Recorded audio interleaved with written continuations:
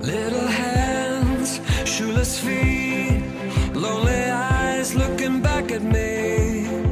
Will we leave behind the innocent to grieve? Like, how did it start? Well, we were basically Christians who had been sitting on the pew for a long time and hearing the message, love your neighbor as yourself, and we realized that, we don't even know our neighbors. So we were blessed that we got a house right here in the neighborhood, and some really rough stuff had taken place in the house, and it had a reputation. And we came in and just kind of gutted it. We were, of course, very afraid at first. We would park across the street at the Circle A and just kind of spy and watch the activity going on. It was scary. But then we started sitting on the porch, and when the kids would let out of school, because this school was open at the time, and then LeBlanc is right down the road also.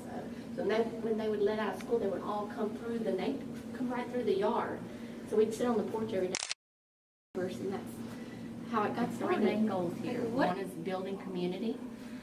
We do that by starting at the Hope House, and we just invite all our neighbors, get to know everybody, and there are some needs that arise there, and we meet those needs in order to establish a relationship.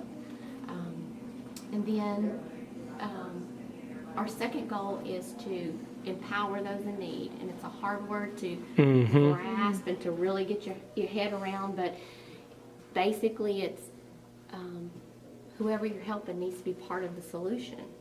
And so in everything that we do, we try to make opportunities for them to be involved.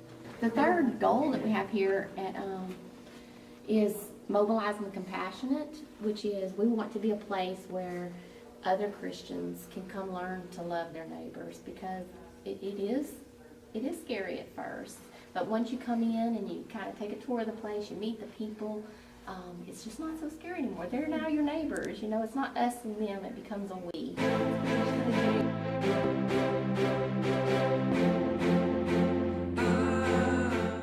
What got you started in Widows?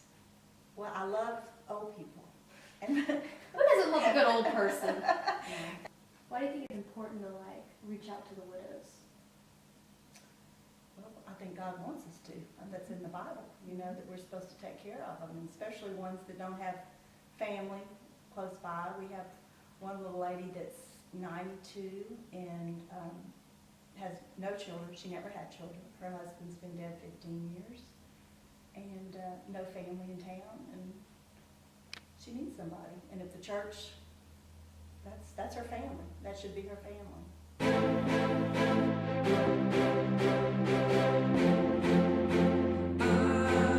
Alright, so talk to me a little bit about Abraham's Tent. Abraham's Tent is a non-profit soup kitchen in North Lake Charles.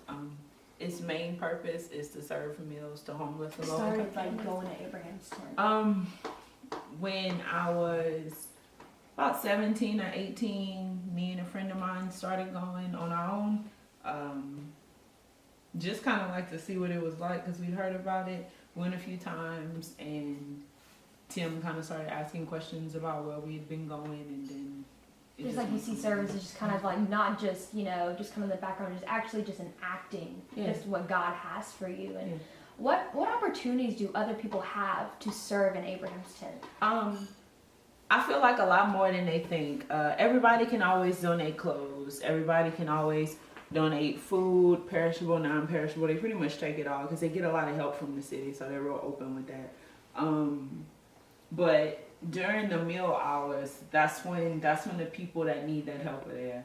And beside giving them tangible things that they may need, I feel like one of the biggest ways of service that we miss sometimes is just that relational aspect, is going and talking to somebody about their lives and smiling, just being human to each other. Because I think sometimes we get caught up with talking at people, not talking to people, and they can tell. I mean, it's about the relationship, because no person's better than another one, and I really like that. It took me a long time to be confident in my service being to glorify God.